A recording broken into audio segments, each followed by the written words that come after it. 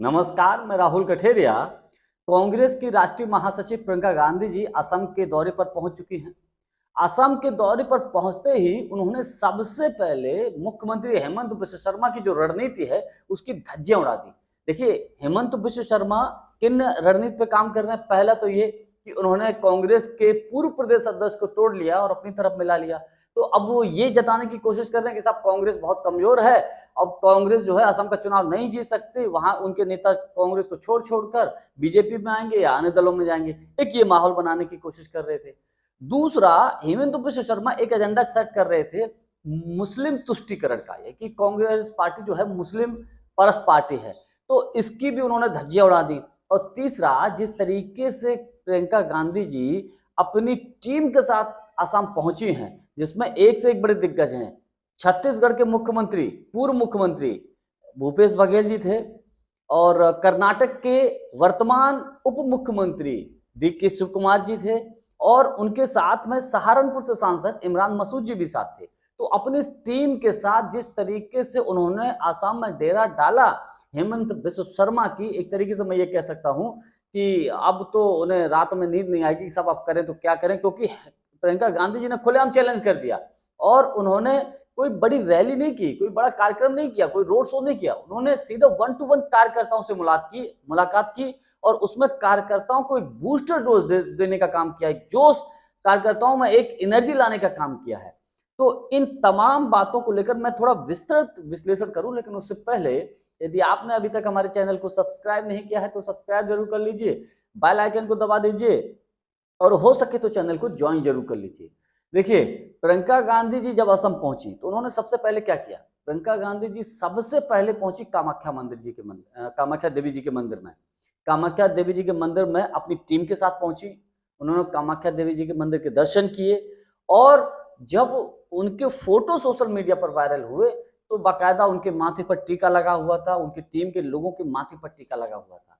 तो उन्होंने ये काम क्यों किया? हालांकि ये आस्था का विषय है, वो उन्होंने अब जो वो अक्सर कर जो कांग्रेस प्रियंका गांधी जी करती हैं, मंदिरों में जाती हैं, पूजा अर्चना करती हैं। और एक बड़ी बात वहां पर और हो गई, बड़ी बात ये हो गई कि वहां पर एक साधु जी थे, उन्होंने प्रियंका गांधी जी को आशीर्वाद दे दिया कि साहब आप जो है देश की प्रधानमंत्री बनेंगी। अब प्रियंका गांधी जी के कामाख्या देवी के मंदिर जाने से जो हेमंत बिश्व शर्मा का जो एजेंडा है कि कांग्रेस मुस्लिम परस्त पार्टी है, वो ध्वस्त हो गया है। उन्होंने दिखाने की कोशिश की कि कांग्रेस हर धर्म, हर समाज, हर वर्ग का सम्मान करती है। कांग्रेस में हर धर्म के लोग हैं, कांग्रेस सबको मानती है, सबका सम्मान करती है। ये उन्होंने मैसेज दिया असम की जनता को। यानी कि जो हेमंत बिश्व शर्मा एजेंडा सेट कर रहे थे, मुस्लिम तुष्टीकरण का जो आरोप कांग्रेस के ऊपर लगा रहे थे, उसको उन्होंने बिल्कुल सिरे से ध्वस्त कर दिया। उसके बाद प्रियंका गांधी जी ने क्या किया? उसके बाद प्रियंका गांधी जी ने अपने कार्यकर्ताओं से मीटिंग की, और कार्यकर्ताओं से मीटिंग करते हुए उन्होंने 1-to-1 बात की। जो हेमंत बिश्व शर्मा ने एजेंडा सेट किया था, या एक तरीके से रणनीति बनाई कि साहब पूर्व प्रदेश अध्यक्ष भूपेंद्र बोरा को तोड़ के अपने साइड मिला लिया, तो कार्यकर्ताओं में एक निराशा, हताशा भर गई थी। तो उसको उन्होंने जो है खत्म किया, कार्यकर्ताओं से 1-to-1 मुलाकात की, और उन्होंने एक किस्सा भी सुनाया। उन्होंने किस्सा सुनाया कि जब सोनिया जी पहला चुनाव लड़ रही थी, तो उस वक्त राज्य में भी और केंद्र में भी भारतीय जनता पार्टी की सरकार थी, तो बहुत विकट परिस्थितियां थी। ये बात उन्होंने इसलिए सुनाई क्योंकि किसी कार्यकर्ता ने उनसे पूछा कि आप जिस परिस्थिति में असम में हम लोग चुनाव लड़ने जा रहे हैं, आप चुनाव लड़ने जा रही हैं, मतलब चुनाव की बागडोर संभाल रही, तो बहुत विकट परिस्थिति है, विपरीत परिस्थितियां हैं। तो इसको लेकर उन्होंने किस्सा सुनाया। तब उस वक्त सोनिया जी को चुनाव लड़ाने के लिए प्रदेश में भी कांग्रेस की, उसकी बीजेपी की सरकार थी, केंद्र में भी बीजेपी की सरकार थी, और हम लोगों ने रात के 3-3 बजे तक बैठकर, हमारे ब्लॉक अध्यक्ष नहीं थे, ब्लॉक अध्यक्ष भी नहीं थे, ब्लॉक अध्यक्ष बनाए, टीम गठित की, और टीम गठित करके कार्यकर्ताओं को बूथ लेवल तक पहुंचाया, और कार्यकर्ताओं की दम पर, कार्यकर्ताओं की मेहनत के दम पर हमने सोनिया जी का चुनाव जीता। कुल मिलाकर ये उदाहरण देते हुए उन्होंने ये समझाया कि देखिए, पार्टी की, कांग्रेस की सबसे बड़ी ताकत, कांग्रेस पार्टी की सबसे बड़ी जो दम है वो आप लोगों से है। आप सबसे बड़ी ताकत हो। कार्यकर्ता अगर जमीन पर मजबूत है, अगर टीम अच्छी है, टीम मजबूत है, तो कोई भी विकट परिस्थिति हो, कितनी भी बुरी परिस्थिति हो, हर तरीके से चुनाव जीता जा सकता है। ये उन्होंने कार्यकर्ताओं से बात करते हुए कहा।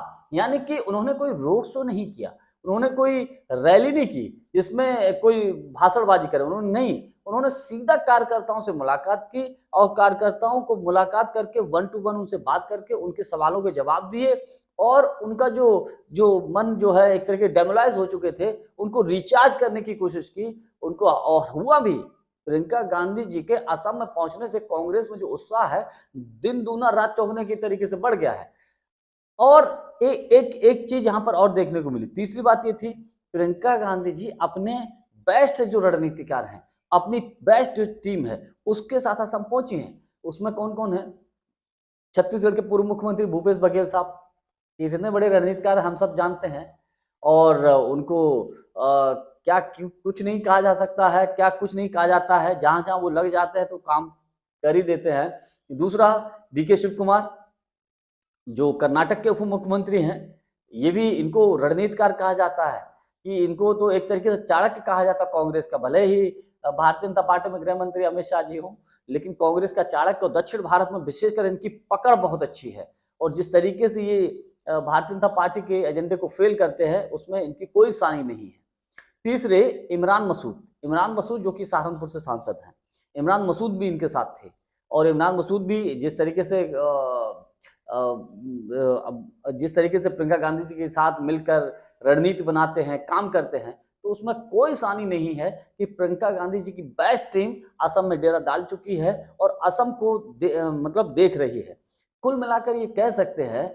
और एक बड़ी बात, जो हेमंत बिश्व शर्मा जो एजेंडा सेट करने की कोशिश कर रहे हैं कि साहब जो वहाँ के प्रदेश अध्यक्ष है गौरव गोगोई, पाकिस्तानी का लिंक होने का आरोप लगाया, तो वो भी एजेंडा उन्होंने फुल तरीके से बिल्कुल खत्म कर दिया है। प्रियंका गांधी जी के आसाम पहुंचने से हम ये कह सकते हैं कि हेमंत बिश्व शर्मा अब थोड़ा सा टेंशन में आ गए होंगे, क्योंकि उनके सारे एजेंडे तो फेल हो गए, उनकी सारी रणनीति तो फेल हो गई, तो अब वो करें तो करें क्या। एक नई रणनीति बिछ गई है, एक नई रणनीति बन गई है।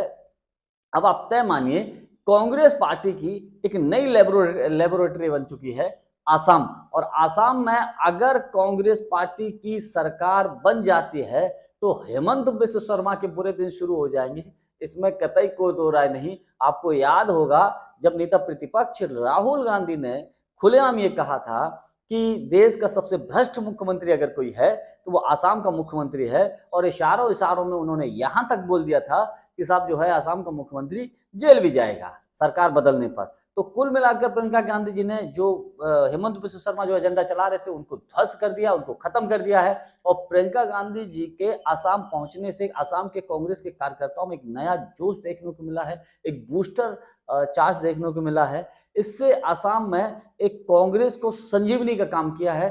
अब देखने वाली बात यह है कि कांग्रेस पार्टी इस चीज को आगे कैसे बरकरार रख पाती है, किस तरीके से रणनीति बनाती है, किस तरीके से चुनाव में उतरती है, ये अपने आप में देखने वाली बात होगी। जानकारी हमारी आपको कैसी लगी, कमेंट्स करके हमको जरूर बताइएगा। बहुत बहुत धन्यवाद। नमस्कार।